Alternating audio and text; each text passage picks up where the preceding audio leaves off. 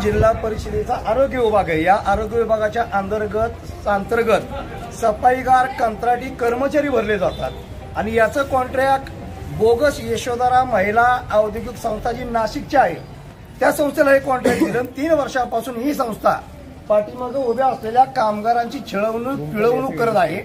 किमान वेतनानुसार रक्कम दिली जात नाहीये, पीएफ दिला जात नाही, इतर सुविधा दिल्या जात नाहीत, ईएसआय दिली जात नाही। म्हणून 2023 पासून आज 2 वर्ष आम्ही या गोष्टीचा पाठपुरावा करत आहे जिल्हा आरोग्य अधिकाऱ्याकडे आणि सहाय्यक कामगार आयुक्ताकडे। मात्र आज अखेर कुठलीही कार्यवाही झालेली नाही। आज नेमकी 29 तारीख सुनावणीची कामगार आयुक्तांनी ठेवली होती, मात्र कामगार आयुक्तांनी लेबर ऑफिसर दोन्ही गैरहजर राहिले आणि जिल्ह्याच्या दऱ्याखोऱ्यातून येणारा हा कामगार वर्ग हाताला असणारं मोलमजुरीचं काम सोडून इथं अपेक्षेने येतो। ऐन वेळेला जर कामगार आयुक्त उपस्थित नसतील तर यांच्या सहनशीलतेचा अंत झाला आणि आम्ही निर्णय घेतला की कामगार आयुक्ताच्या कार्यालयामध्ये धरणे आंदोलनाला सुरुवात करू। 2 वर्षापासून साधी आणि सरळ बाब आहे। यशोधरा संस्थेनं त्यांचा जो ठेकेदार आहे साताऱ्यातला दीपक भोसलेच्या माध्यमातून यशोधरा संस्थेनं किमान 2.5 कोटी रुपयाचा घपला केलेला आहे। या कामगारांच्या कष्टाचे पैसे हे 2.5 कोटी रुपये लागलेले आहेत।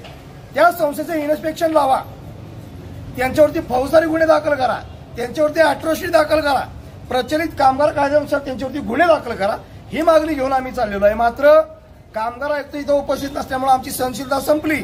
मात्र त्यांच्या कर्मचाऱ्यांनी हा जो काही पत्रव्यवहार आम्हाला केलेला आहे या पत्रव्यवहाराच्या अनुषंगानं 16 तारखेला सहाय्यक कामगार आयुक्तांनी त्या संस्थेचं इन्स्पेक्शन लावावं म्हणून माननीय अपर कामगार आयुक्त पुणे विभाग पुणे यांना पत्रव्यवहार केलेला आहे।